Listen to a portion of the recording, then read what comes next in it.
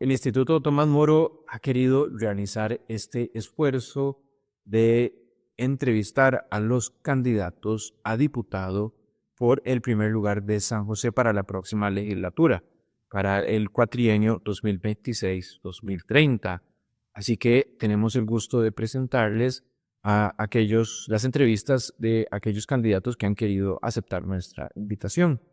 Para nosotros es muy importante que los católicos y toda persona de buena voluntad podamos hacer un voto informado y sepamos o tengamos mejor información sobre qué piensan nuestros candidatos, aquellos que quieren el voto para estas próximas elecciones en Costa Rica.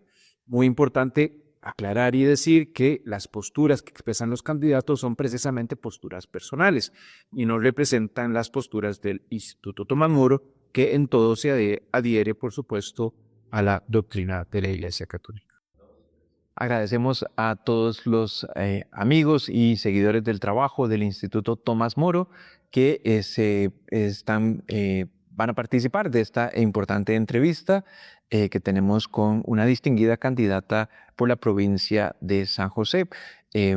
Les agradecemos de corazón por acompañarnos en esta serie de entrevistas con importantes actores políticos de la realidad costarricense. Y en esta ocasión nos acompaña la señora Jania Vega del Partido Liberal Progresista, candidata por la provincia de San José. Así que le damos la más cordial bienvenida a doña Jania. ¿Cómo está? Bienvenida. Muchísimas gracias por la invitación. Es un gusto estar acá con ustedes y compartir un formato diferente de conversación. Realmente muy agradecida con su público que tenga el tiempo de escucharnos y de, además, estar comprometidos con la realidad política. Es importante para todos y especialmente en la coyuntura en la que vivimos. Así que enormemente agradecida y a disposición de ustedes. Muchas gracias, muchas gracias. Cuéntenos, ¿quién es Jania Vega? Bueno, yo soy moraviana, por los 4 costados, soy vecina. Mi familia proviene de entre Coronado, mi abuelo, y mis padres moravianos de siempre. Yo estudié en la kinder, escuela y colegio, Moravia en todo. Desde niña, muy pequeñita, soy la número 4 de 5 hermanos. Entonces mi mamá, que se dedicó a nosotros, ama de casa, el trabajo más complejo, nos ponía en la misma mesa a todos a estudiar, a los mayores. A nosotros los pequeñillos lo que hacía era que nos ponían hojas para escribir y dibujar. Entonces, desde muy niña, aprendí a leer, a sumar, a restar, porque yo jugaba de escuelita, a mis hermanos sí les tocaba aprender. Claro. Entonces, eso me permitió ingresar al kinder con una edad más corta, digamos, del promedio. Okay. Y eso, siempre lo he dicho, que la niña Beirut del kinder fue la que hizo en mi vida un cambio a tan corta edad, porque me permitió estar en el kinder y adelantarme 2 años, digamos, al ciclo natural, pero también eso me enseñó a ser muy decidida, muy segura, a enfrentar retos, porque tenía una edad más corta, pero también a convivir frente a esos retos. Y yo creo que eso me generó la personalidad y la forma de ser que tengo hoy, ¿verdad? Okay. Y pertenecer a una familia numerosa dedicada a la familia. Un entorno en ese sentido muy, muy de construcción familiar, digámoslo como algunos denominan tradicional, yo digo sano, ¿verdad? Y ese entorno seguro que hoy no necesariamente se vive, ¿verdad? Y eso es uno de los temas importantes a analizar. Creo que generó en mí la seguridad que me da la oportunidad de estar donde estoy hoy. Ok. Y en ese sentido, ¿por qué su interés en la política? Desde muy pequeña tuve actividades, digamos, en grupos sociales. Estaba en el teatro del kinder, estaba en el teatro de la escuela, estaba en la escolta del colegio. Entonces, usted empieza a tener relación con grupos sociales sanos, determinados, Mis hermanos estaban en lo que se denominaba en aquel momento el mayor, en los improvistas, en actividades de ese tipo. Entonces nos acostumbramos a trabajo local, comunal, digámoslo así, a ese intercambio. Otros estaban en deporte y así. Y creo que cuando usted crece en un entorno donde hay relaciones locales, comunales, vas ascendiendo luego a relaciones un poco más en comunidad provincial y finalmente terminas siempre acercándote al quehacer del país, ¿verdad? Eso me dio la oportunidad también de escoger entre Derecho y Ciencias Políticas. Terminé inclinándome por Ciencias Políticas. También entré joven a la universidad y todavía estaba indecisa, pero al final me fui por Ciencia Política y eso todavía me dio un paso más cercano.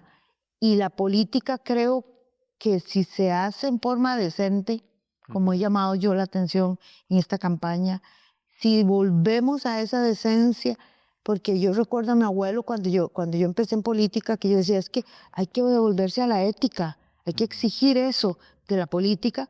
Mi abuelo, sorprendido, me decía, pero Gil Vega, que era músico, me decía, no puedo entender cómo hoy siquiera se cuestione que la ética tiene que privar en la política, que sea un requisito, eso debería ser la norma. Y yo crecí en ese tipo de, digamos, de conceptos. Y este acercamiento a la política, pues, por suerte, me permite retomar ese tipo de luchas. Ok, muy bien. Ahora conversemos un poco sobre realidad nacional. ¿Cuál diría usted que son los 3 principales retos que enfrenta el país y por qué? En la dimensión más cercana a nosotros, claramente la inseguridad. Más allá de la inseguridad que tiene que ver con la delincuencia común, aquí ya la inseguridad es un tema que lamentablemente ha crecido tanto que se convirtió en un negocio. Y ya estamos hablando de lo ilícito, de descomposición social, ¿verdad? De atracción de menores hacia negocios ilícitos. Ayer hablábamos en otro foro que a un niño de 12, 11 años lo reclutan porque no está en la escuela, lo reclutan y le pagan determinado monto solo para avisar si hay algo sospechoso cerca de donde están los negocios ilícitos. Entonces, cuando esas son las alternativas, cuando hablo de inseguridad, va más allá de un asalto que es doloroso, pero estamos hablando ya de una operación comercial negativa en la sociedad, ¿verdad? Que está dando empleos, entre comillas, y captando a los menores. Claro. Ese es uno. El segundo, me dijiste 3, ¿verdad? Sí. El segundo creo que tiene que ver más con nuestra relación con el Estado. Nuestra relación con el Estado se ha convertido en algo lento, pesado, que no necesariamente hay reciprocidad entre lo que yo le doy al Estado, vía impuestos, vía respeto a las normas, etcétera, y lo que el Estado me resuelve a mí. Entonces hay un desequilibrio cada vez más pesado y la burocracia quizás no se está dando cuenta de que nos absorbe en tiempos, en requisitos, en tramitología, en repeticiones. Y eso a la larga está generando un descontento mayor y una separación entre la sociedad y los tiempos del sector público. Y eso es burocracia que hay que mejorar y que hay que arreglar para que todo fluya, para que nosotros tengamos la libertad de crecer, de crear nuestras pymes, nuestros proyectos, sin que el Estado nos entorpezca, nos maje, nos limite de tal forma que nos coarte.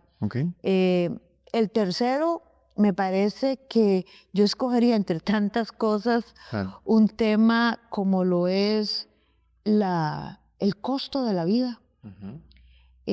Realmente los datos hoy los están dando en el Estado de la Nación no le alcanza a la gente, Claro. no es correcto decir que alcanza. Los indicadores generales, macros, están bien, eso lo debemos aceptar, pero de ahí a que esto llegue a mi hogar, a las familias, a que se implique un resultado de mejora individual, no está siendo así, está desequilibrado. Vuelvo a repetir, al igual que en el segundo caso, hay un desequilibrio entre lo que yo tengo que pagar en tributos y lo que puedo percibir como país, lo que me limitan. Entonces me parece que, y sobre esa línea sí estoy trabajando mucho con don Eli, en las tres, pero en diferentes formas, y creo que el costo de la vida, si nosotros no lo desanudamos y permitimos que la gente pueda producir, lo que estamos promoviendo indirectamente es que se vayan a la vida fácil, ¿verdad? Y eso es muy peligroso en la informalidad. Ok. En seguimiento a eso, habría que pensar en recortar el Estado costarricense, en reducir el tamaño del Estado costarricense. Sí, y me extiendo un poquito. Nosotros hemos promovido como PLP varios proyectos en que, por ejemplo, fusionamos instituciones que tienen que ver con lo mismo. Hacienda, Mideplan y una parte de MAKE, que tienen que ver con el consumidor. Industria y comercio, ¿verdad? Industria y comercio. Industria y comercio, Sí. ministerio. Mideplan es la que lleva en su planificación y las inversiones, la que diseña las inversiones del Estado. Pero Hacienda es la que tiene los presupuestos. Recursos. ¿Verdad? Ahí está la plata. Claro. Entonces, si yo en una mesa con un ministro y con jerarcas, yo fui viceministra de Mideplan y ministra, yo sé que ahí se diseña el futuro del país, se diseñan las inversiones, pero si usted como ministro de Mideplan no tiene la fuerza para incidir en cómo se distribuye la plata, para definir qué es la prioridad realmente presupuestaria, estas dos cosas no se hablan. Entonces usted está cantando la mejor canción de este lado, pero de este lado está en lo mínimo. Si la ejecución presupuestaria es muy baja, si cada 3 meses te dan el 100% del presupuesto que te iban a dar en ese año, vos no tenés tiempo de licitar, contratar y al final terminas subejecutando. Entonces, nosotros proponemos, por ejemplo, que se sumen esos 3. ¿Por qué? Porque ahí está además el grupo de consumidor, que realmente el Estado se debe a la gente, no se debe a sí mismo, a la propia institucionalidad. Entonces, esos son ejemplos de formas de reducción de Estado, pero con un concepto de eficiencia detrás y con un concepto de gente detrás de ello. ¿Y por qué Costa Rica es uno de los países más caros de América Latina?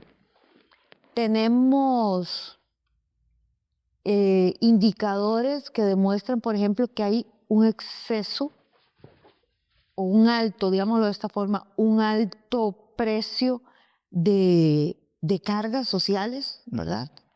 En Costa Rica la electricidad es carísima porque la tenemos en monopolio. Producir es muy caro.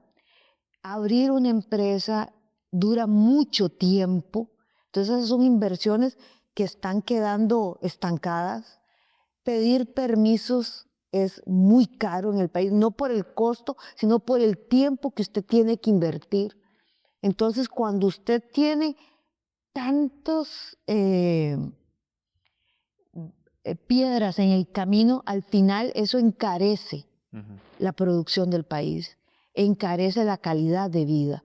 Y eso, al final de cuentas, te lo cobra a vos en tu consumo y me lo cobra a mí en mi consumo. Entonces, por ejemplo, nosotros tenemos un proyecto de ley también con don Eli que presentamos y está en avance, de eliminar para el caso del Banco Popular un porcentaje que se nos cobra a todos nosotros, que es una distorsión en el mercado bancario incluso, que se le cobra a la gente y a los productores o a los patronos para que vaya directo a las arcas del Banco Popular.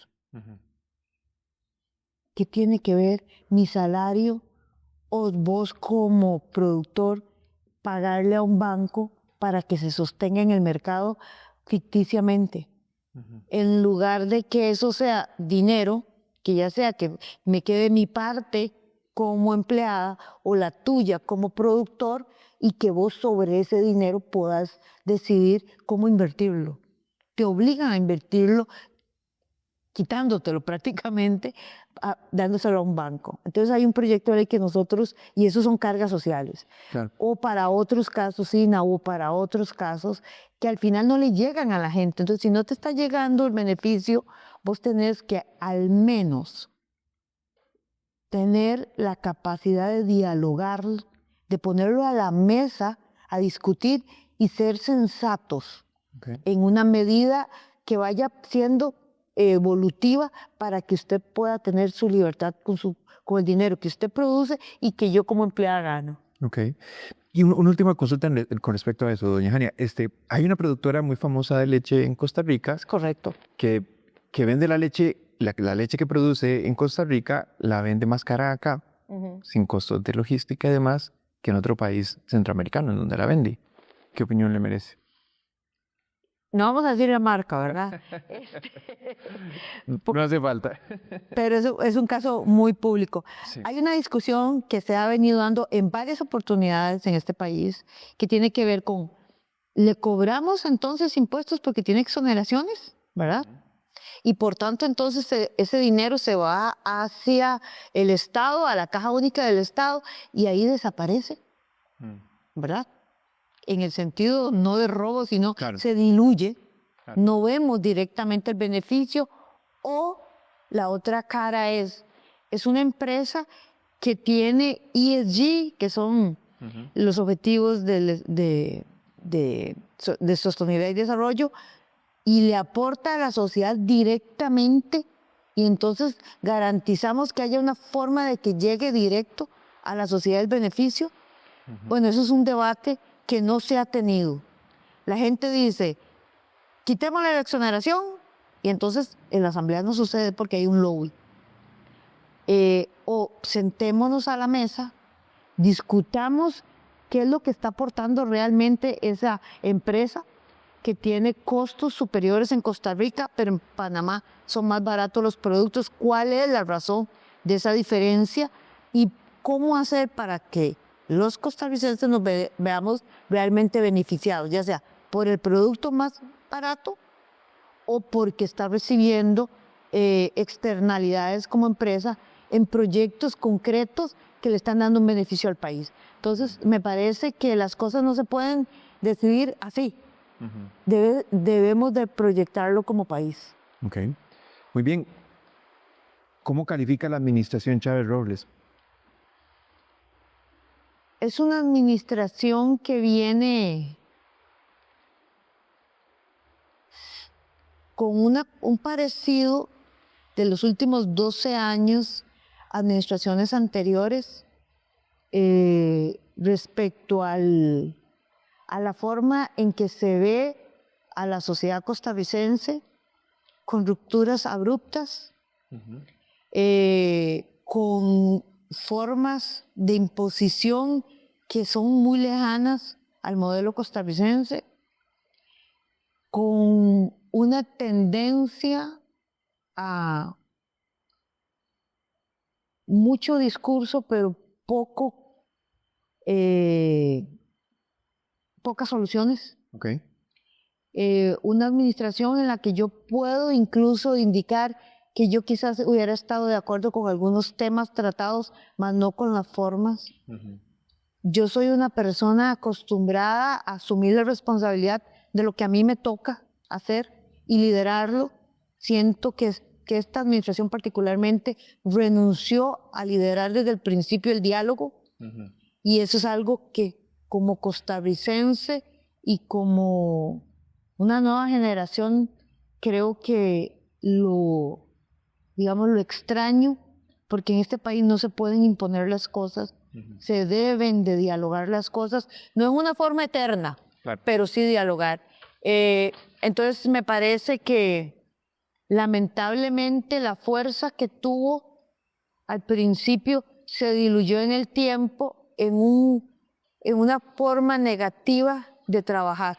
Y creo que eso le va a pesar históricamente en sus resultados. Okay. ¿Considera usted que es más importante promover la inversión extranjera directa o desarrollar el parque empresarial nacional? Me parece que son dos temas que tienen que colegirse, Okay. no son excluyentes. Las zonas francas le generan al país ingresos importantes desde el punto de vista laboral, desde el punto de vista de innovación, pero también es súper importante no tener codependencia, ¿verdad? En el PLP, y don Eli lo ha explicado en otros foros también, que nosotros tenemos que ir apostando a crear nuestra propia industria, a volver a hacer nuestra propia industria y generar entonces productos de encadenamiento que puedan contribuir, como ya lo hacemos en temas muy puntuales. Podemos ser el hub en materias de tecnologías verdes, podemos ser hub en varias cosas que nos permitan desarrollar nuestra propia industria. Okay. Entonces me parece que eso no significa que tengamos que excluir las zonas francas ni atraer inversión directa, pero sí garantizar también el desarrollo local. Y se puede hacer equilibradamente. Claro. ¿Y pensaría usted que sería conveniente establecer algunas salvaguardas temporales como para proteger a esa industria costarricense que hay que apoyar? Yo no soy fan de distorsiones en un mercado, ¿verdad? Yo prefiero mercados competitivos, que no significa, por ejemplo, que si hay una pymes, como ya las hemos encontrado en startup, tecnologías y demás, que como país desarrollemos un acompañamiento hacia esa pyme o hacia ese sector pyme para que pueda pasar el umbral de los 2 años y medio, que es el más difícil para sostenerse en el mercado, y luego que despegue. Como cuando somos niños, a nosotros nuestros padres nos enseñan a gatear y a caminar del dedito en una temporada, pero en un momento dado nos dicen pantalón largo o vestidito largo y nos quitan el dedito para que caminemos. Me parece que eso sí es válido, pero no generar unas distorsiones per se, porque luego en este país quitar las distorsiones se convierten en un tema muy difícil, y al final lo que podríamos estar generando es, porque de algún lado tiene que venir esos subsidios, y generándole entonces al resto de la industria o al resto de los costarricenses el pago de esa distorsión. ¿Apoya usted a los agricultores, doña Jania, que marcharon, ¿qué fue? ¿Anteayer, el martes? Me parece que el país sí debe producir, me parece, y lo tenemos en el plan de gobierno, una serie de acciones muy concretas de acompañamiento al sector productivo, especialmente la tecnificación. Ya hay mucho que hacer con tecnología en materia productiva, colaboración con ellos. Yo vengo del sector telecomunicaciones, fui viceministra que le tocó la apertura de telecomunicaciones y fui la reguladora que le tocó impulsar la competencia del mercado, por eso lo promuevo. Y sé toda la tecnología que hay detrás hoy que le permitiría a los agricultores desarrollarse de mejor forma, sustituir y generar mayor volumen, y me parece que ese acompañamiento es una obligación país. Ok. Dígame, ¿le preocupa el tema? Puede ser complejo, pero ¿le preocupa a usted, por ejemplo, la venta de la principal cervecería costarricense a una transnacional, a una mega transnacional, ¿no?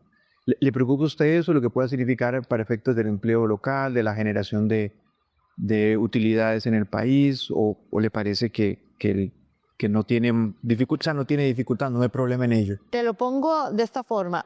Mis últimos estudios fueron en una especialidad en mercados en competencia. Entonces, no importa cómo se llame la empresa, no importa cómo se llame las fusiones, la compraventa de esas empresas, sean locales o sean extranjeras, si eso le trae una consecuencia negativa al mercado costarricense, Y cuando hablo de mercado, hablo de nosotros, los consumidores. Entonces, el empleo el empleo de los costarricenses, ahí usted tiene que tener mucho cuidado. Y aquí está llamada la Coprocon a identificar si esa transacción está siendo una transacción que beneficia a los costarricenses, que beneficia a los consumidores costarricenses, es neutral o lo afecta. Y si cualquier transacción afecta, lo lamento, pero yo estaría en contra de ella. Claro. Porque en este caso, digamos, un elemento de preocupación, ¿verdad? Y uno entiende que todo se desarrolla digamos, con relación a la legalidad y lo que establecen las leyes en el país. Eso no está aquí en discusión, ¿verdad? Pero, por ejemplo, claro, al ser una empresa transnacional, ya va a sacar recursos del país. Es decir, las utilidades ya no se van a quedar en Costa Rica, como sucedía antes, ¿verdad? Sino que esta empresa se va a llevar a su casa matriz las utilidades, es decir, se va a sacar riqueza del país. Yo por lo menos, y creo que como liberales, nosotros, incluso en sus propias parámetros y principios, nosotros no estamos, y en eso coincidimos, no estamos en contra de la libertad del mercado, ¿verdad? Ni de la producción. El tema de fondo es, cuando hablamos de que se llevan, ¿qué estamos hablando? ¿Que hay extracción de qué? En el tanto usted está cumpliendo con todas las obligaciones, los impuestos, respetando el mercado laboral, respetando todas las condiciones, me parece que usted nos está llevando, ¿verdad? Cosas. Me parece que lo que hay que, vuelvo a repetir, es identificando si desde el punto de vista de competencia, esa relación comercial que se está dando va a afectar al país. Si la está afectando, entonces la Coprocon es la llamada a pronunciarse. Pero el hecho que sea una empresa extranjera la que venga a invertir al país, yo personalmente no etiqueto solo porque sea una empresa extranjera. No, y lo entiendo perfectamente. Yo a lo que me refiero es que, claro, antes, digamos, si es de pertenencia local, es decir, o los dueños de una empresa que cotiza en bolsa, pero si los dueños mayoritariamente son costarricenses, las utilidades, ¿no? Lo que se paga por acción, la UPA, la utilidad por acción, al final se queda o se reinvierte, la mayor parte de ellos se reinvierte en el país. Ahora, si ya el dueño principal va a ser una empresa internacional, va a sacar esas utilidades serán repatriadas a otro país, ¿verdad? Y yo entiendo que, claro, la tónica de Costa Rica en los últimos 30 años es de apertura comercial y firma de muchos tratados de libre comercio, pero si hay un efecto, asumiendo que el empleo se mantiene igual, que no lo sabemos, ¿verdad? Digamos que la cantidad de trabajadores al menos se mantiene en el tiempo, a nosotros, a mí personalmente me preocupa ese elemento, ¿verdad? Es decir, es sacar riqueza que se crea en el país y exportarla, ¿no? Entonces, pero bueno, ya entiendo su pregunta y me ha quedado claro, nada más quería aclarar a qué me refería, ¿verdad? Y claro, por supuesto pueden prevalecer lógicas cooperativas, que yo creo que no se trata de ver necesariamente enemigos en todo lado, pero sí hay elementos que hay que tomar en consideración, me parece, ¿verdad? Pero en este país la inversión extranjera,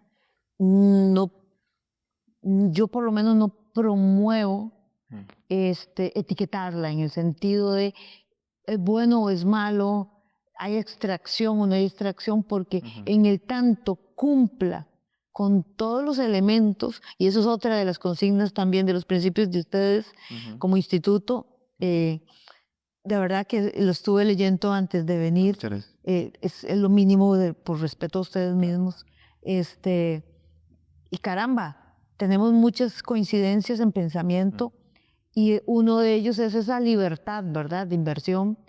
Y me parece que mientras que las normas, utilizando el lenguaje que utilizan los principios de ustedes, mientras que se respeten las normas establecidas, ya pasar más allá a una expectativa que la norma no exige, yo sí tendría cuidado. Ok.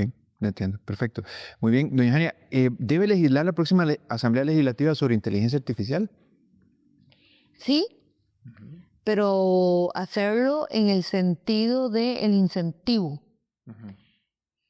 La inteligencia artificial es un instrumento, no sustituye al humano.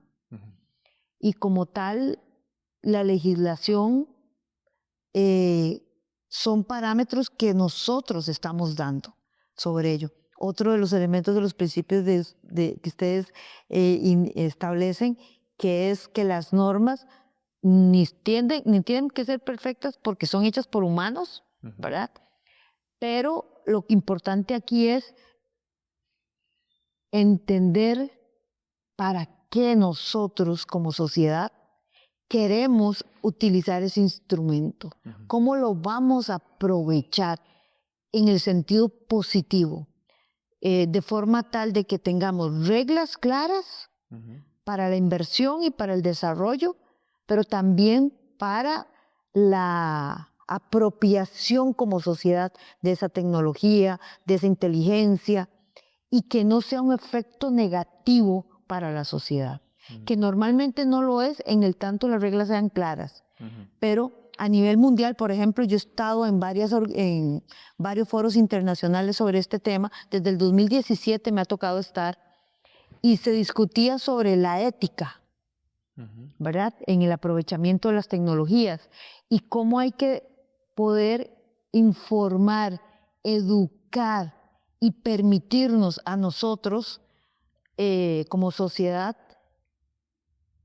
poder aprovechar la tecnología y no que nos sobrepase o que se quiera sustituir al humano. Entonces me parece que en esa línea existen incentivos importantes y un incentivo también en la formación de conocimiento delante de esta tecnología. Y yo creo profundamente que el costarricense tiene una capacidad enorme de absorción y en tecnología me lo han demostrado, pero también tiene que ser una absorción informada. Muy bien. ¿Qué piensa usted sobre el retiro anticipado del ROP, del régimen obligatorio de, la pensión complementaria, ¿no? Vieras que la vida me ha dado vueltas importantes. En el gobierno de don Miguel Ángel Rodríguez se creó esta legislación. Correcto. Yo era asesora legislativa. Mira. Y en esa... 2001, ¿no es cierto? Sí, creo que sí, 2001-2002. Y en ese momento había un equipo de asesores por fracciones. Don Ronulfo Jiménez era el representante del gobierno de Casa Presidencial en ese equipo. Don Mauricio Castro era el representante del sector sindical en esa mesa de trabajo. Y yo, Ania Vega, en aquel momento me tocó representar a la fracción en la que yo trabajaba. Entonces, y estaba don Olivier Castro, si no me equivoco, por supuesto que habían mucho más actores, pero digamos, los que nos tocaba recogernos la manga y redactar. Y fue muy grande la discusión a nivel político sobre por qué se hacía el ROP. Yo puedo comprender hoy que haya gente que se pensionó ya, ¿verdad? Incluso tengo amigos que me han dicho, Ania, yo adelanté mi pensión. Sacó dinero de su bolsillo para retirarse antes. Para retirarse antes, para recibir el ROP. Claro. Pero no esperaba que el ROP fuera, el que le tocaba a esa persona, fuera de paguitos, como dicen, de polaco, pequeñitos. Entonces dice, yo sabía más a mí, caso individual de esa persona, Luis se llama, me serviría más si me lo dan todo. Yo pago los préstamos, incluso parte de lo que hice para adelantar la pensión, y ya entonces se me libera todo. Entonces ya yo mi liquidez la tengo perfecta. Ese es un caso muy particular. Claro. ¿Verdad? Entonces De una persona ya pensionada. De una persona ya pensionada. Claro. Entonces hay que tener mucho cuidado con la expectativa, porque si yo, a mi edad, que todavía no me toca pensionarme, pidiera o tuviera la oportunidad de retirar el ROP, que ya tengo la oportunidad cada 5 años de retirar otra parte, ¿verdad? El FCL. El FCL. Así es. Entonces, ese sí es para que usted tome la decisión si lo utiliza para una pensión voluntaria, ¿verdad? Y ese es el fin, o lo que está haciendo la mayoría de la gente, de gastarlo cada 5 años. ¿Verdad? Entonces el consumo hay que tener cuidado. Entonces el ROP no está hecho para que usted pague deudas. Lo que está hecho es para que usted tenga la pensión del IBM, digamos que vamos a tener la solución del tema de la caja y que vamos a pagarle a la caja para que podamos pensionarnos nosotros 3, Claro. ¿verdad? Entonces, digamos que eso fuera un 40 de mi estilo de vida, un 40%. El ROP, yo lo pongo más arribita y es un 20 más, o digamos que le voy a poner me va a ir muy bien y le vamos a poner un poquito más y logro un 40-40. Es un ideal. Ya tenemos un 80% de lo que yo gano hoy. Entonces, el FCL era para que eso que me hiciera falta, yo lo fuera guardando y tuviera un ingreso similar al que estoy acostumbrado. Claro. En una edad en la que además tendemos a enfermarnos o tendemos a tener algún tipo de requerimientos auxiliares. Entonces, entendiendo para qué fue que se hizo ese ROP, se dificulta, en mi caso, alegremente ser populista y decirles, sí, estamos en campaña, yo voy a apoyarlo, llévenselo. Si yo sé que tenemos un piso con el IBM, que el segundo piso es el ROP y que el tercero era una pensión individual. Entonces, caramba, es muy difícil. Hay casos concretos en que el Parlamento ha tomado la decisión de permitirlo cuando vos estás enfermo, con una enfermedad terminal o requerís por la condición y muy probablemente cuando llegues a la edad de pensión, tu enfermedad no te permita recibirlo. Entonces son condiciones muy particulares en las que se está permitiendo. Entonces yo no me niego a sentarme a una mesa, porque yo creo que el diálogo siempre hay que tenerlo, pero también la sinceridad y la decencia de decir las verdades y no las poses, que es otro precepto de ustedes, la pose y el populismo. Entonces, sentémonos y arreglemos el IBM, ¿verdad? Hay muchas formas para arreglemos el costo de vida para que la gente no necesite el ROP para solucionar deuda, ¿verdad? Claro, pareciera que la experiencia de otros países es que cuando se adelantan algunos regímenes de pensiones, al año ya no existe. Es correcto. Ya se gastó en consumo, ¿verdad? En pantallas, en viajes, en deuda. Es que la gente se está endeudando por el costo de la vida. Claro. ¿Verdad? O en la educación de sus hijos universitarios. Claro. ¿Verdad? Pero ese dinero le hará falta luego. Pero después, entonces lo que estamos haciendo es una bola de nieve que en el futuro, algo que se quiso prever con esta legislación, no va a resultar. Y entonces yo voy a volver a requerir del Estado la colaboración. Hay gente que me ha dicho, y te voy a decir, y eso me duele un poquito en el corazón, si lo gasta en confites, como dijo un presidente hace muchos años, que fue una frase célebre en otro contexto, que firme y que diga que no le va a pedir al Seguro Social, pero usted no puede promover miseria con decisiones populistas. O sea, si usted toma una decisión populista, usted sí sabe que está siendo populista y usted sí sabe que esa persona puede sufrir en el futuro. Y uno no puede promover miseria solo para ganar votos. Muy interesante. Muy bien, doña Jane, si quiere hablemos un poquitito también de algunas cuestiones que también son de particular interés para los creyentes. Todo esto es de interés para los creyentes, ¿verdad? Por supuesto. Pero digamos, hay temas que tal vez son particularmente sensibles. Pero antes de tal vez hablar de temas concretos, yo quisiera preguntarle, es un poco más filosófico, pero me parece que es importante. La pregunta es, ¿sobre qué es el ser humano? Y si el ser humano es social por naturaleza o no.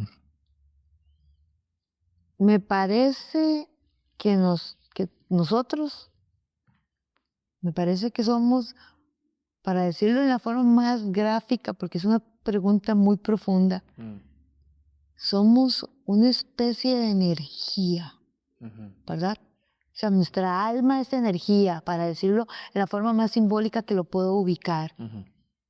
Y en esencia esa energía está llamada a algo positivo, ¿verdad?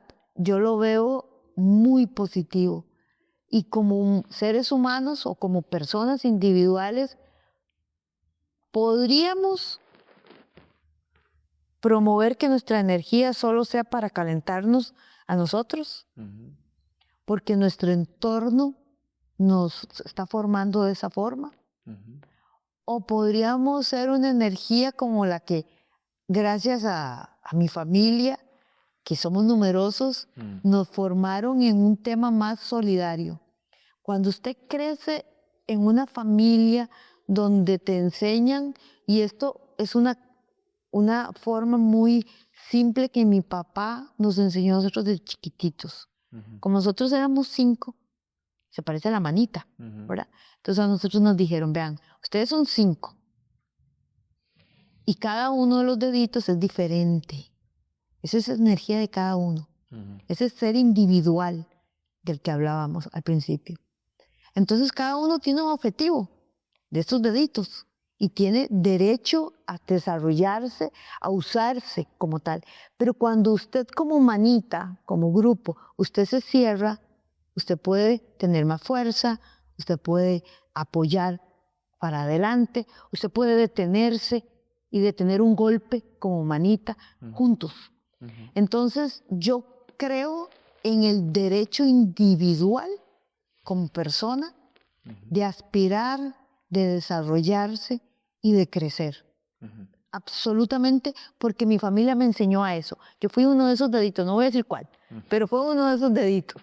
Porque depende para dónde cuentes, soy el 4. Claro. ¿Verdad? Entonces, claro. Pero también sé que lo que yo haga como persona, si lo comparto en sociedad, si trabajo en sociedad, vea que ya no es una sola manita, ya pueden ser 2, pueden ser 3, pueden ser muchas manitas y todos podemos empujar hacia un mismo camino, que creo que eso nos lo da el estar en sociedad, partiendo de mi individualidad. Margaret Thatcher una vez dijo, una opinión controversial, ¿verdad? Ella dijo que la sociedad no existe, ¿verdad? Lo que existe es el individuo. ¿Suscribe eso? No. Suscribo que el individuo existe, somos cada uno de nosotros, pero que como sociedad somos humanidad. ¿Tenemos una obligación con el prójimo? Qué difícil. Yo creo que...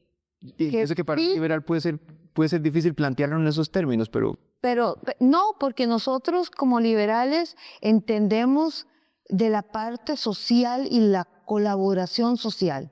No somos excluyentes, no lo hacemos excluyentes. Por el contrario,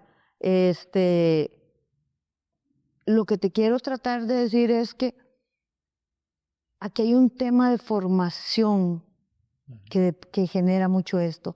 Como principio partidario, nosotros creemos profundamente en la libertad de crecer, de desarrollarse en sociedad, pero también entendemos claramente que tenemos que aportar, colaborar y ayudar en temas de educación para que como sociedad crezcamos, en temas de salud, para que todos contemos con la cobertura necesaria para poder desarrollarse, en temas de derechos laborales también, sin excesos, en el sentido de que no es a costa de la producción en que yo voy a vivir mejor, sino es a partir de mi trabajo. Entonces, me parece que la sociedad no es excluyente, ¿verdad?, del liberalismo. ¿Qué piensa de la modificación de la norma del aborto que nos dejó Carlos Alvarado, ¿verdad?, que fue recientemente modificada por la administración Chávez Robles? O, si quiere, también puede contarnos cómo ve usted el tema del aborto. También puede abordarlo desde cualquiera de estas dos perspectivas. Aquí hay 2 niveles de respuesta. La personal, volvemos a lo que me acabas de preguntar, y la social. Personalmente, yo no promuevo ni formaría de mi parte, actuaría en función de un aborto. Yo trataría, si hubiera tenido las necesidades, trataría de promover el nacimiento de un bebé, claramente. Sin embargo, entiendo que la ley es muy clara, porque estamos hablando de vidas, en plural, Claro. ¿verdad? Entonces, la legislación es un tema que yo creo que no se debe de tocar, no se debe de modificar. Tiene el estándar social adecuado y equilibrado. Ya lo que se trata del decreto, me parece que la forma en que se trabajó, y vuelvo a repetir, aquí se trata de formas.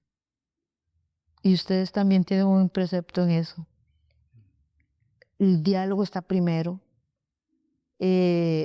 Amanecer o esperar una salida de una ministra para que su suplente firme una cosa sin discutirla públicamente. O ustedes hablan de lo apresurado, de tomar decisiones abruptas, apresuradas. Ustedes hablan de llevarlas en el tiempo y irlas discutiendo para que sean adaptadas como sociedad. Así es un principio del que ustedes hablan. Y lo comparto. Venir de una conversación país de una forma y de un momento a otro, ¿detrás de qué razones cambio el decreto? Cuando lo que me motiva es el populismo, yo lo que digo es, Costa Rica no necesita más populismo. Si usted cambia o toma una decisión como jerarca, usted lo hace porque es el bien del país. No para que al día siguiente se genere una polémica populista y se genere una polarización social. Usted tome decisiones de frente a la gente, conversando con la gente y con todas las partes, ¿verdad? Que eso es importante, porque la sociedad somos todos, no son solo unos. Y por ejemplo, doña Jania, si a usted le llegara, digamos, si llega a la Asamblea Legislativa, usted le llegara un proyecto de, digamos, de ampliar el aborto, digamos, no una legalización completa, sino, digamos, una ampliación del aborto que permita 3 causales, como ha sucedido en otros países. En términos generales, ¿usted estaría a favor de que se amplíen las causales del aborto? Yo sé que usted me podría decir, bueno, es que tendría que haber proyecto de ley, no sé qué, pero digamos, teóricamente hablando, ¿cómo lo ven? Ania cree y considero que la ley como está hoy es suficiente. Ese es mi parámetro personal. Como bien decís, no puedo cerrarme y tengo que discutir y defender las hipótesis dependiendo del escenario del cual se presente un proyecto. Pero en este momento, lo que está en la ley me parece que es suficiente. Okay. ¿No firmaría, por ejemplo, un compromiso de no ampliar el aborto, por ejemplo? Firmaría un compromiso, a ver, ¿cómo lo planteo para que sea transparente y no vender algo que no es correcto? Claro. Estaría de acuerdo en que de no abrir la discusión. Okay. ¿Verdad? No firmar a ver, te lo pongo más fácil. Yo no firmaría un proyecto de ley para modificar las condiciones actuales. Okay. Intuyo que tal vez digamos, en su partido habrá personas que piensan distinto, me imagino. Me parece que en todos los partidos hay personas que piensan distinto. En esta materia en particular también. Creo que en todos los partidos hay personas que piensan distinto, porque depende del valor individual. Claro. Ok. Bien, muy bien. Interesante. ¿En qué sentido es usted liberal? ¿Cómo entiende su liberalismo? Porque además es un liberalismo con apellido, ¿verdad? Progresista. Claro. Entonces, ¿en qué sentido usted se entiende como liberal y como progresista? Somos liberales porque creemos en la libertad de cada uno para desarrollarse y esa parte nos hace progresistas, ¿verdad? Yo no limito ni cuestiono tu decisión de vida, tus gustos, tus preferencias, ¿verdad? Ese derecho es tuyo, como mío. Yo no juzgo tus decisiones individuales, ¿verdad? En ese sentido, somos progresistas. Yo no me fijo si el azul te va o si deberías de haber usado un color cremita. No, yo no me preocupo si tenés pelo largo o pelo corto, si usas arete o tatuaje. Esa es una individualidad. Si preferís una relación afectiva con una persona u otra. En ese sentido soy liberal y toca con lo progresista. Okay. Pero también soy liberal, y eso es súper importante, en mi derecho a desarrollarme socialmente, económicamente y como profesional. Mi derecho a tener un Estado que facilite la vida, a garantizar la educación, a garantizar la salud de la gente, que ahí intervenga, y la seguridad de la gente. Ahí hay intervención de Estado, y yo estoy de acuerdo con ello. Pero también que no se meta conmigo a perseguirme por el desarrollo económico que tenga, excepto si estoy violentando la ley o no estoy pagando lo que debo. Pero que me limite a mí mi desarrollo, es en lo que, digamos, como liberal yo no estaría de acuerdo. Entonces ves que hay un equilibrio entre las libertades individuales y tu derecho también de crecimiento, ¿verdad? Entonces, en resumen, yo nunca me he preocupado, ni he juzgado, ni busco juzgar las preferencias, porque yo soy católica, pero yo sé que la gente tiene derecho de tener una religión diferente a la mía. Entonces ese liberalismo también coincide con sus proclamas, ¿verdad? En la multiplicidad de las religiones. Y yo no voy a perseguir a quien cree diferente a mí, en el tanto no esté afectando a la sociedad, ¿verdad? No es lo mismo una creencia religiosa que terrorismo, por ejemplo. Claro. Son dos formas diferentes. Pero no voy a aceptar tampoco y voy a promover que el Estado me permita desarrollarme, me permita hacer. Por tanto, no estoy de acuerdo con monopolios, por ejemplo, estatales. Entiendo. Porque no permite que yo reciba servicios de calidad o que haya libre competencia. En esos lados es donde yo, como liberal, lo entiendo y promuevo el desarrollo. Claro, sí, nosotros entendemos que, por ejemplo, claro, en el caso concreto del catolicismo, digamos, hay que trabajar con la fuerza de las ideas del catolicismo, por supuesto, ¿verdad? No se trata de obligar a nadie a nada. ¿De qué sentido tendría, verdad? Por supuesto. Correcto. Pero bueno, sí, siempre nos ha llamado la atención,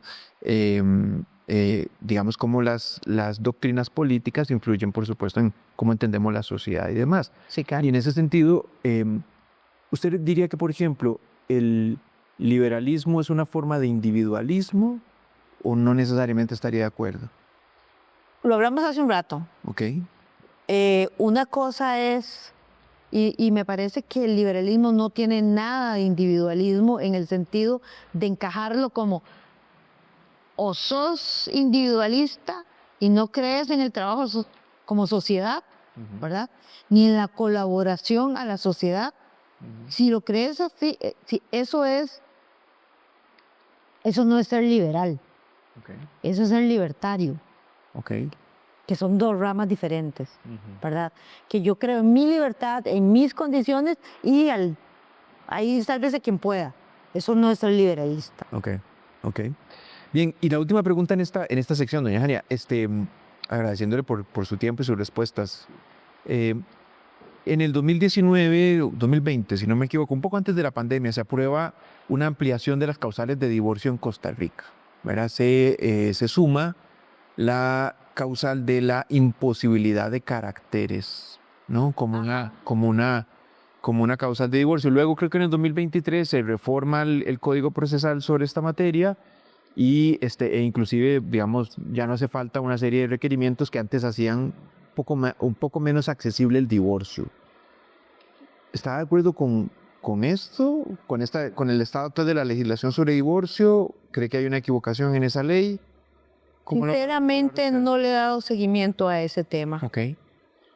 No le he dado seguimiento. ¿Es el divorcio un problema en Costa Rica? ¿Hay alguna política pública que está faltando a nivel de protección de la familia, el matrimonio, la unidad del vínculo matrimonial? Mira, sinceramente, me parece que lo que ha hecho falta en este país es mayor colaboración para evitar la violencia intrafamiliar. Yo no podría imaginar que a alguien que le ocurra obligar a una persona a mantenerse en una relación de matrimonio enfrentándose a una violencia intrafamiliar o a un abuso de menores, claro, o abuso de personas. Pues. Entonces creo que no es la figura del divorcio el tema, ¿verdad? Pero realmente yo no le he dado seguimiento, ni ha sido como un tema prioritario para mí el cambio que hubo. Ahora que lo mencionaste, lo tengo como un sonido. Claro. Pero realmente, sí, algo que pasó, porque las noticias lo dieron, pero tengo que ser honesta, no le di seguimiento, ni sé las razones de los cambios. Entiendo. Si quiere, hablemos un poquitico de geopolítica, si le parece. Aquí hay varios temas interesantes.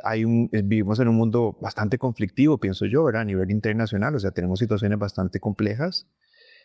Y hay un tema, bueno, a mí me llama la atención, está dándole seguimiento, por ejemplo, al conflicto en Medio Oriente, ¿verdad?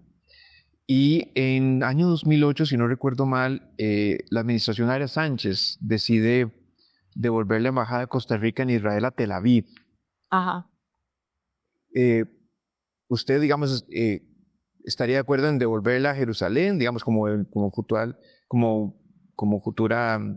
Y también le pregunto, yo sé que usted está optando por un puesto para la Asamblea Legislativa, pero... Sí, ese es un tema que se ve en la Asamblea, claro, exacto. Pero el PLP es un partido con vocación de gobierno, ¿verdad que sí? Claro, entonces, llegaremos a ser gobierno. Entonces, claro, esto es un tema, me parece que en el fondo es de interés, por supuesto. Entonces, ¿tiene alguna opinión con respecto a esto?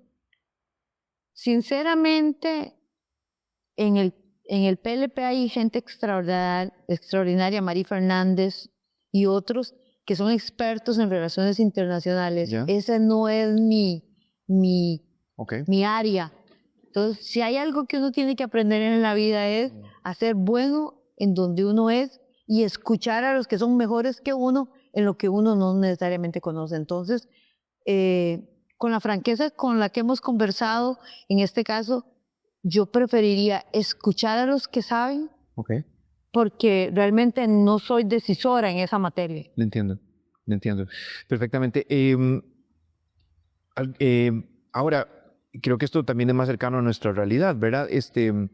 Estados Unidos ha estado sumando fuerzas militares en aguas internacionales, digamos, cerca de las costas venezolanas, ¿verdad? Correcto. Su principal portaaviones está ahí.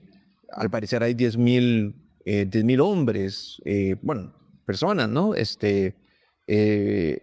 Y se habla de no sabemos exactamente qué, pero se habla de un posible ataque militar a Venezuela, ¿no? Me parece que es al narcotráfico.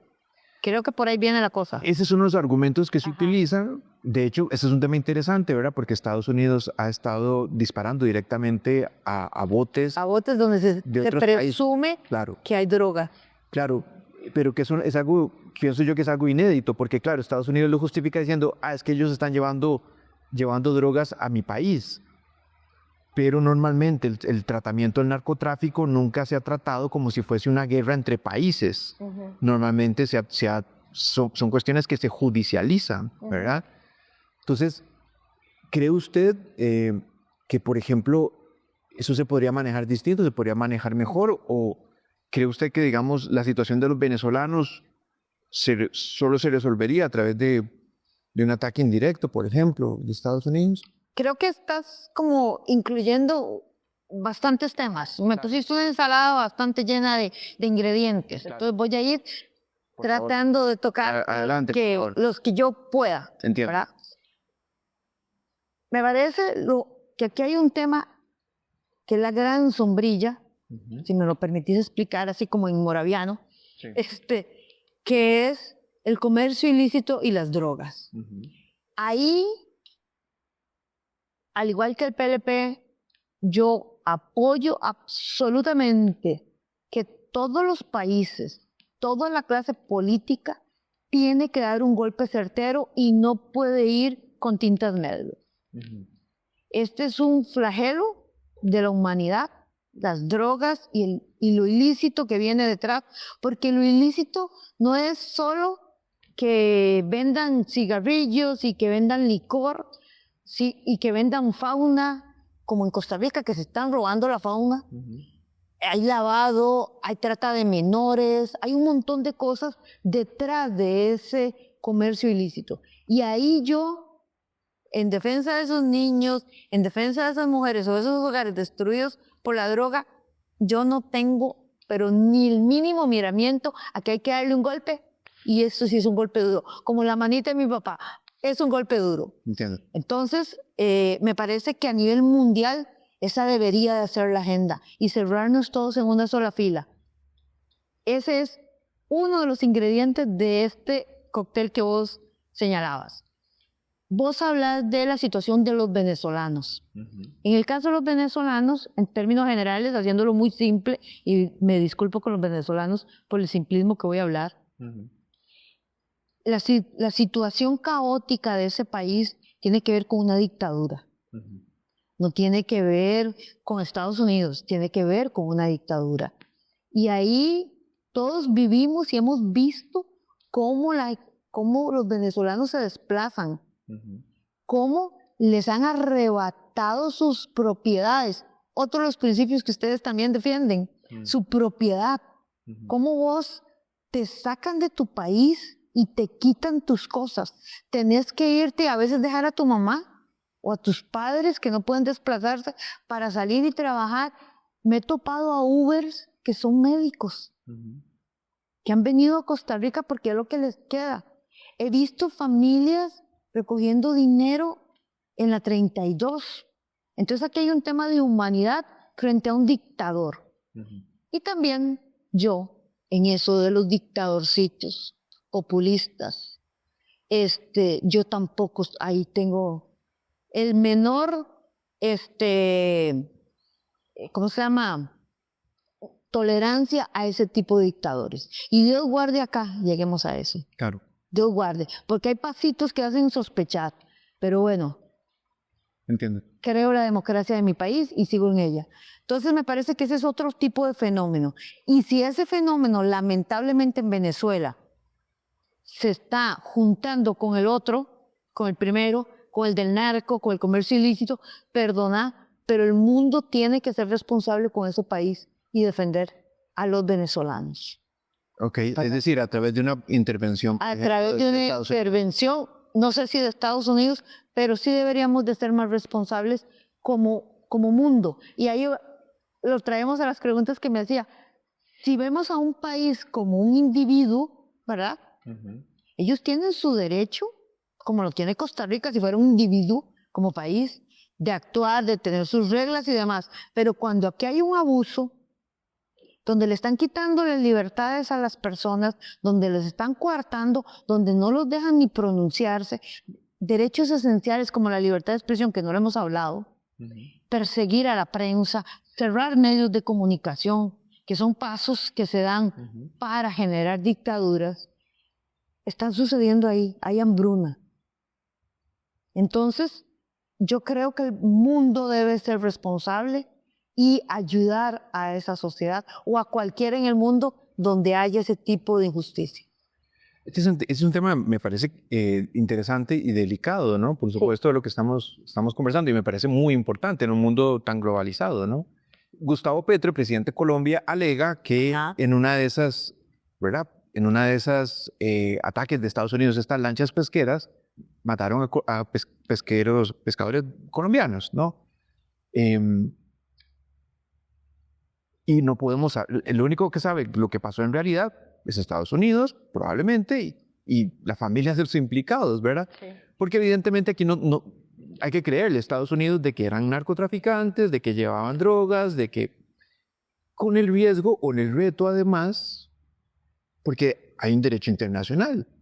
Pero el otro detalle es que esas son lanchas que no pueden llegar a costas estadounidenses. Es decir, Venezuela está a 2.000 kilómetros, 2.500 kilómetros de Estados Unidos. Esas lanchas no llegan a Venezuela, si acaso llegan a otras islas del Caribe, digamos, a islas del Caribe. Entonces, Son transportes de corto a largo. Pero eso no significa que no sea narco. podrían serlo, pero también podrían no serlo. O sea, no tenemos certeza de que sean narcos. Es decir, yo no le puedo creer a Estados Unidos solo porque ellos dicen que en realidad son narcos. Y O te sea, respeto absolutamente tu posición. claro, Te la respeto. gracias. Sí, Desde el punto de fondo. entiendo lo que vos querés indicar y entiendo tu interpretación o tu cuestionamiento hacia Claro. Estados Unidos. Sí. Sin embargo, yo voy un piso más arriba. Ok. Yo no puedo negar que en Venezuela hay una crisis de Estado. ¿De acuerdo? No puedo negar que hay un dictador. No puedo negar que hay un exceso para con los ciudadanos y que hay una salida enorme de gente Correcto. porque las cosas no están bien. Correcto. Y que también hay relaciones con el narco. Eso a nivel mundial se sabe. Entonces, casos puntuales o temas puntuales, si Estados Unidos hizo bien o no hizo bien, eso corresponderá a Naciones Unidas resolverlo, no a mí. Entiendo. Porque no tengo los elementos y vos lo mismo lo dijiste hace un momento. Claro. Yo prefiero en eso creer en que se está ayudando a los niños que están ahí adentro y que se quiere sacar al narco hasta tanto no me demuestren lo contrario. Okay. Y no soy yo, ni en mi... Y esto es a título personal, porque esto no tiene nada que ver con mi condición de candidata a diputada. Claro. Esto es un valor personal. Entiendo. Porque tampoco lo decidimos en sede legislativa, ¿verdad? Eso es en otro ámbito, que es en Cancillería donde se vota, si se viera en los organismos mundiales. Pero lo que te quiero decir es que es un tema tan delicado que permite la interpretación individual. Vete que tenemos dos interpretaciones diferentes y es tan válida la tuya como puede ser válida la mía, ¿verdad? Y eso entonces corresponderá, creo, que en forma sensata, a que no sea ni mi valoración ni la tuya individual, sino que sea la del organismo que lo norma, la que lo resuelva claramente. Ok. Una última preguntita en este campo, doña Jania. ¿Costa Rica podría integrarse o podríamos retomar el proyecto de integración centroamericana? ¿Podríamos avanzar bajo la geopolítica, ¿verdad? Porque tenemos situaciones complicadas en Honduras, en Guatemala, bueno, en todos los países, en Nicaragua, por supuesto, una situación muy compleja. Pero somos una región somos países pequeños, somos diminutos. Y somos una región que como región, inclusive como región somos chicos. Y se nos cuesta, es muy complejo, digamos, competir, ¿verdad? O sea, ahora los mercados competitivos antes, pero convendría, o sea, ¿miraría usted hacia Centroamérica? Digamos, es decir, la Asamblea Legislativa pues, eventualmente discutirá tratados de libre comercio, procesos de integración, es decir, todo eso también pasa por la Asamblea Legislativa. Sí, pero son dos cosas diferentes, tal vez. O tal vez estoy interpretando en coyunturas diferentes. Okay. Voy a releerte a ver si lo que me estás diciendo es lo que yo estoy interpretando en forma correcta. Claro. Nosotros, como país, en los 80s, a finales de los 80s y 90s, y Centroamérica, al tratar de democratizarse, ¿verdad? Salir de todo el conflicto, ahí con el liderazgo de don Oscar Arias, recordadas históricamente en la región, como país, los procesos de paz, etc. Centroamérica creó la figura del Parlacén, ¿te acordás? Y también Vinicio Cerezo, que es el papá de uno de mis mejores amigos, Carlos, y hemos tenido diferencias de opinión enormes en este tema. Se hablaba de esa unión centroamericana. Claro. Incluso con mucho cuidado hay que tener que Bukele, ¿verdad? Que es otro dictatorcito, ¿verdad? Entiendo. Quiere centroamericanizarnos a su manera, con su visión. Y yo, no, ¿verdad? Entonces, si me hablas de Parlacén, no. Bueno, para la CEN es una institución sumamente desacreditada, ¿verdad? Es decir, Es que fue hecha para otra cosa. O sea, al final fue utilizada para que los expresidentes se escondieran. claro. Como algunos han dicho que se está tratando de utilizar la Asamblea Legislativa. Cuando los ministros se jalan tortas, se pasan a ser diputados para tener inmunidad. 4 años más, claro. 4 años más. Y hay que tener cuidado también con eso. Porque luego se devuelven a ser ministros, inmunidad por 4 años más. Y está en ese ping, ping, como está pasando en Centroamérica. Entonces, si es esa figura, no. Pero de la que sí me estás hablando, en la que yo estoy total y absolutamente de acuerdo, es en la comercial. Ok. ¿Verdad? Porque cuando yo hablo de competitividad y cuando hablo de competencia de mercados, es esa relación de una subregión de las Américas y que también tenemos tratados libres de comercio con ellos o con Estados Unidos o con México o con Colombia o con Perú o con XXXX. Porque esa relación comercial, sí, porque esa relación comercial le trae beneficios al país de productos baratos, de calidad, o nosotros podemos llevar productos. El caso energético, Costa Rica exporta e importa energía gracias a un convenio regional, ¿verdad? Que nosotros llevamos la parte más pequeña porque estamos en monopolio y podemos vender mucho más si dejáramos al sector privado hacer lo que quiere hacer en alianza estratégica con el Estado costarricense. Eso es lo que yo promovería como diputada. Entiendo. Pero y por tanto entonces vender a Centroamérica y no comprar a Centroamérica, porque nos sale más caro. Entonces, esa relación comercial sí, claro que sí, con reglas claras, por supuesto que sí. Muy bien, doña Jania. Y entremos a una última sección sobre democracia, la situación de la democracia en Costa Rica. ¿Apoya usted el papel de la Contraloría en este último cuatrienio? Me parece que la Contraloría es una institución que le corresponde hacer el control de la hacienda pública y lo tiene que hacer sí o sí. También soy consciente que se ha creado un discurso político bastante complicado que lo que promueve en el fondo es cerrar las instituciones de control, incluyendo el Parlamento. Y eso es antidemocrático. Yo puedo diferir de un criterio, yo puedo promover una reforma de una ley, pero democráticamente dentro, otro principio de ustedes, dentro del sistema jurídico correspondiente. Pero no se vale que si yo me quiero brincar los controles, genere un discurso de odio, personalizado, además, individualizado, para poder brincarme los controles. Eso es ya no populismo. Ya esos no son los pasos, y hay libros que los demuestran. Paso 1, empezar a eliminar la libertad de expresión. Paso 2, cerrar medios de comunicación. Paso 3, cerrar o desacreditar instituciones de control. Paso 4, y terminar siendo autoritario. Entonces hay que tener mucho cuidado con esos discursos, que no significa que no esté de acuerdo en que en la Contraloría y su legislación podamos hacer mejoras. Por ejemplo, el PLP presentó un proyecto de ley en que decimos nosotros, en todas las instituciones públicas, todas hay auditorías internas, ¿cierto? En todas. Y a veces esas auditorías internas terminan o siendo muy amiguis de los jerarcas, y entonces pasan los elefantes. Sí, claro. Y entonces ¿y la auditoría? Cuando estaba pasando esto, ¿dónde estuvo? O se convierten en la piedra y no pasa nada, eso es coadministrar. Entonces el PLP, sin casarse con ninguno de esos dos escenarios, dice, ¿y por qué no devolvemos las auditorías a la Contraloría? Porque la Contraloría es quien les diseña su jerarca. Se las devolvemos, tenga, aquí están sus 6, 20 o 50 personas.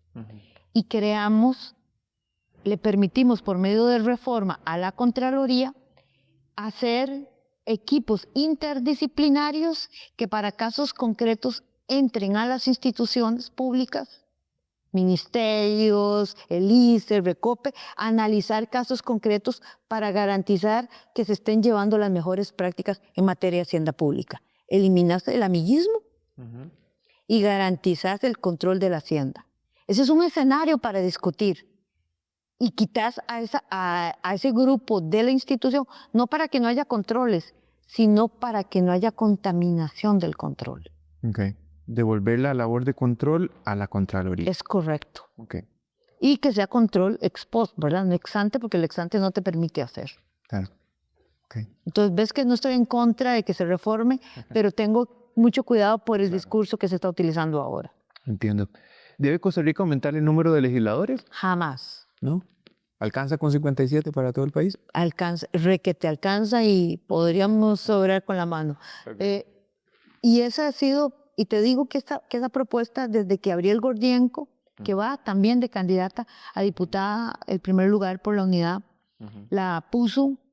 Habían como 5 o 6 proyectos o 5 o 6 temas en los cuales diferentes organizaciones sociales impulsaban. Uno de esos era del grupo de Abril Gordienko, que con un concepto muy, muy limpio, ¿verdad? Hablaban de aumentar el número de diputados partiendo de la representatividad casi que cantonal, ¿verdad? Para acercar al diputado a la gente. Ese era uno de varios. Yo, de esos, siempre estuve en contra de ese proyecto, no de Abril, porque me parece que es una persona extraordinaria, sino de la visión, porque al final lo que estás es duplicando cámaras o duplicando y llevando las municipalidades al Parlamento. Para eso tenemos municipios. Reforcemos los municipios, Okay. hagamos que los municipios sean eficientes, garanticemos esa representación y ese poder municipal para que haya un control cruzado entre poderes, pero no aumentemos. Diferente fue en ese grupo de iniciativas que yo sí personalmente apoyé, lideré el proyecto en la Asamblea Legislativa como asesora técnica, que fue la apertura de los datos de las instituciones públicas. Que haya transparencia, que usted sepa cuánto gana, cuántas personas tiene, si son primos los que asesoran a los diputados, si son familia, quiénes son, porque usted tiene derecho de saber quién es el que está hablándole al oído a los diputados. Igual que la ley del lobby, ese tipo de iniciativas, de ese montón que se discutieron hace bastantes años, en esas sí yo las apoyé. Okay. ¿Apoyaría una constituyente? En las condiciones de hoy, no. No. No. Me parece que una cosa es, y lo voy a explicar, abro comillas, Eli Feinsack. Él, en una pregunta que le hicieron, decía, y coincido con él, nosotros tenemos en la Constitución política muchos derechos individuales, ¿verdad? Y tenemos derechos sociales también, pero también tenemos un equilibrio de derechos desde el punto de vista de las libertades económicas de producción, de empresas, etc. Es como una triada de equilibrio. En este momento, en las condiciones en las que está el país, donde hay una promoción unilateral destructiva, ¿verdad? Donde se quiere ver solo lo malo en lugar de proponer cosas, correríamos el riesgo de perder cualquiera de esos 3 elementos. Y como sociedad creo que necesitamos de los 3 elementos. Okay. Don Alberto Cañas, que dio cosa, decía que se metió la gradería sola en la Asamblea Legislativa. ¿Tiene razón? Te voy a contar una infidencia. Aquí no sale. De aquí no sale. Sí. Cuando yo inicié en la Asamblea Legislativa mi carrera profesional, que fue hace bastante tiempo, don Alberto Cañas era diputado. Pero don Alberto Cañas era un diputado extraordinariamente abierto. Era un señorón grande ya, pero en la Asamblea antes, a la par del plenario, había una sodita.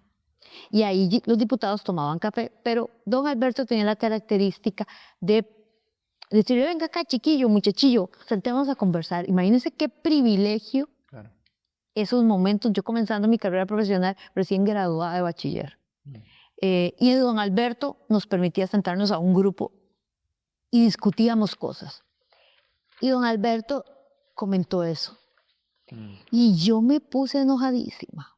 Y yo le dije, ¿cómo se le ocurre decir, don Alberto, a usted eso? Vea qué ímpetu. Y bueno, don Alberto me dijo, tienes el derecho de ser así porque sos joven. Y yo de ser así porque soy viejo. Ya no pierdo nada. Estamos en los dos extremos, me decía. Y yo le cuestioné esa filosofía a él. Así, de frente. Vea qué hermoso momento de vida. Interesante. Y entonces él me dijo, te vas a dar cuenta con el tiempo que tengo razón. Porque cada vez los parlamentos son, la gente que viene electa a los parlamentos es gente que no está preparada, que tiene agenda personal, que tiene un concepto más local y menos nacional. Entonces se pierden cosas, legislaciones que pueden ser importantes, pero que son muy de lo cotidiano y los temas país se pierden. Vas a verme así. Y cada 4 años te vas a acordar de mí. A ti me lo dijo. Y debo confesar que cada 4 años, y espero llegar al Parlamento y que se rompa ese juramento que me hizo don Alberto. Claro. Uno identifica aproximadamente 15, 20 legisladores nacionales que están pensando una visión país, en un motor de desarrollo, en la mejora, y cada vez ese grupo se va achicando. Entonces, 15-20 es un 30%, digamos, es bastante bajo. exacto. Eso en la época en que don Alberto me dijo eso. Okay. Y cada vez, vuelvo a repetir, se va achicando. Y cada vez, yo no sé si se llama gradería de sol porque me parece un poco Fuerte, ¿no? Es una expresión fuerte. fuerte la afirmación, pero él tenía el derecho de hacerla Claro. porque era un señor grande, Claro. en el sentido mejor de la palabra. Claro. Pero sí me parece que el país tiene que hacer el propósito, y los partidos políticos, no importa cuál bandera lleve, de tratar de buscar gente decente que ocupe los cargos, de buscar a gente que tenga experiencia en el sector público, que conozca a lo que va, que tenga experiencia en el sector privado, esa mezcla de virtudes, porque según la incubadora que acaba de sacar la promoción de candidatos a diputados, en promedio la gente que se matriculó tardaría 2 años para empezar a legislar. Ya 2 años significa solo 1 año, porque luego el año tiene el electoral. Entonces me parece que el país necesita un poquito más de urgencia, sin llegar a la carrera de locos, ¿verdad? Pero un poquito más de urgencia en la toma de decisiones. Y creo que eso es una obligación de los partidos, promoverlo, escoger la gente. Y hay algo que me motiva a pensar que sí va a suceder y se va a romper ese epitafio de don Alberto, es que esto. Antes los diputados nadie sabía ni qué era, y eran votos de chorreo. Entonces se podían ocultar. Ahora ustedes promueven este diálogo. Entonces hay alternativas, y por eso para mí la libertad de expresión es enorme, y la libertad de estas conversaciones es enorme, porque puede ser que tengamos una diferencia en 1 o 2 temas, o en todos incluso. Sí, perfectamente. Pero la gente tiene derecho a escuchar y decir, caramba, me gusta Dani, voy a votar por ella, o caramba, yo preferiría otro tono. Claro. Tienen derecho. Y ustedes lo están haciendo con los primeros lugares. Llegará el momento en que se pueda ser transparente con todos los lugares. Claro. Es cuestión de maduración, ¿verdad? Pero ya estamos en la ruta correcta. Ya los diputados o candidatos a diputados estamos haciendo debate. Yo tengo uno el martes, por ejemplo. Estamos haciendo entrevistas. Nos están dando el espacio y el reto de que nos conozcan. No estamos ocultos. Claro. Y eso me parece que es súper, súper importante que se mantenga, porque así la gente tiene el derecho de escoger. Yo que promuevo la competencia para poder tener el derecho a escoger productos, también creo en la competencia y la buena competencia con gente decente para poder escoger los mejores que lleguen al gobierno. Perfecto. Le agradecemos muchísimo por su tiempo. Muchas gracias, doña Jania. Ha sido un gusto tenerla por acá. Esperemos que no sea la última vez. Espero que No sé si quiere dar un mensaje final a los que amablemente nos han escuchado. Muchísimas gracias a todos ustedes por el tiempo. Ha sido una larga entrevista, variada en sus temas, pero especialmente respetuosa.